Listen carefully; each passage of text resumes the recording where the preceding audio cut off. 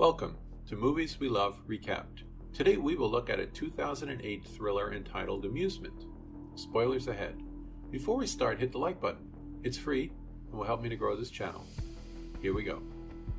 At the start of the movie, three girls named Tabitha, Shelby, and Lisa are introduced through their yearbook photos, each earning senior superlatives that describe their promising futures. Tabitha is labeled most likely to succeed, Shelby as most likely to shine, and Lisa as most likely to be famous. Alongside these girls, Prologue also showcases a collection of photos of an unnamed boy and snippets from a psychological profile that paint him as extremely dangerous. Part 1. Shelby. The scene opens with Shelby and her boyfriend Rob traveling on the highway.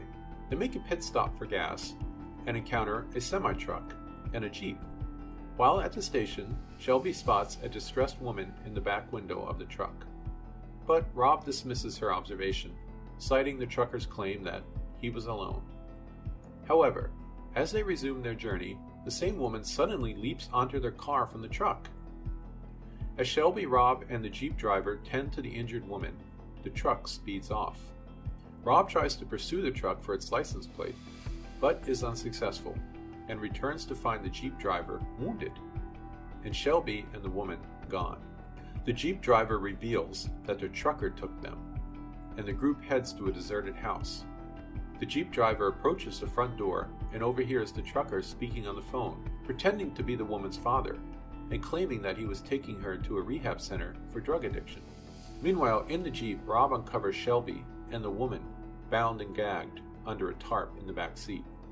The Jeep driver eliminates the trucker when he leaves the house and proceeds towards the Jeep. Rob locks the doors and tries to escape, but is unable to start the car as the keys are missing. The Jeep driver then smashes the window with a sledgehammer and kills Rob. Part 2. Tabitha.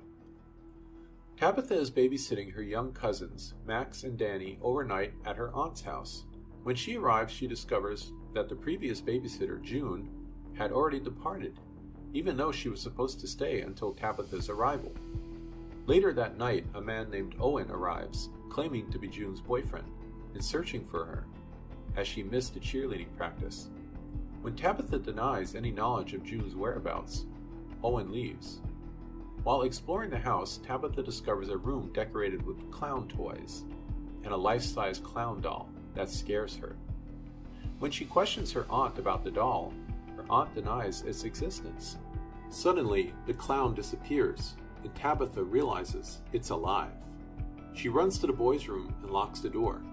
The boys claim that the clown is Owen, and he just wants to play, but soon the clown begins smashing through the door. Tabitha helps the boys escape and flees to the shed. Inside, she finds June's lifeless body in the closet. The clown reappears, its laughter resembling that of the Jeep driver. Part 3. Lisa. Before the events at the isolated house, Lisa and her boyfriend Dan search for her missing roommate Kat, who vanished during a party the night before. They head to an old hotel where Kat had mentioned she might be staying.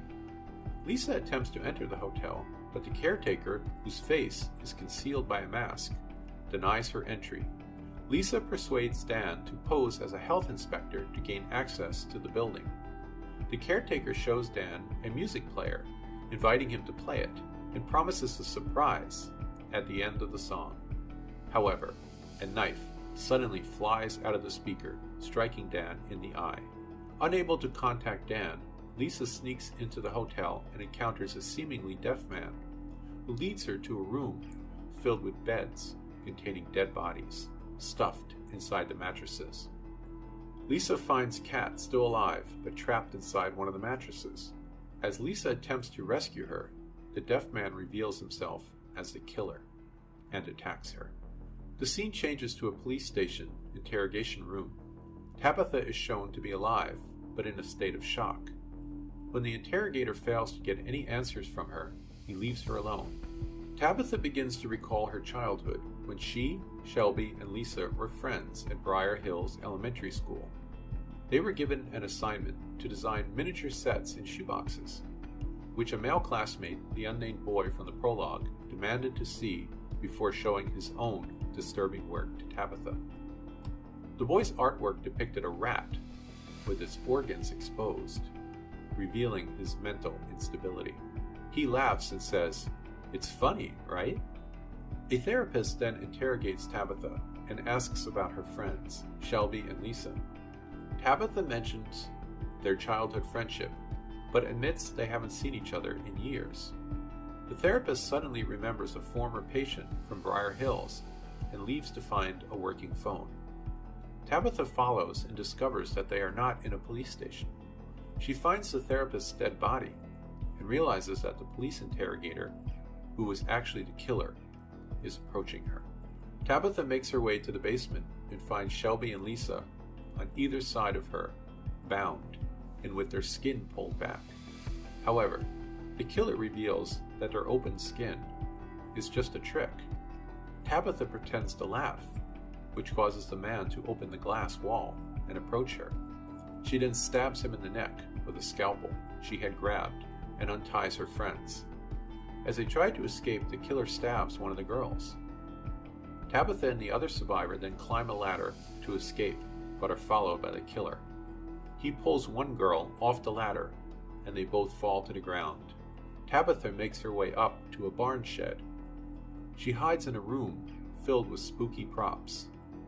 The killer surprises her as he looks through a peephole and reveals that she is in the back of a truck parked at the same old house where Rob died. After the truck stalls, Tabitha takes a spiked weapon and, when the killer returns to look through the peephole, stabs him through the face, killing him. Tabitha drives away in the truck, finally free. Thanks for watching. If you enjoyed this recap, please hit the like and subscribe button. Leave a comment below. Let me know how I can improve this channel.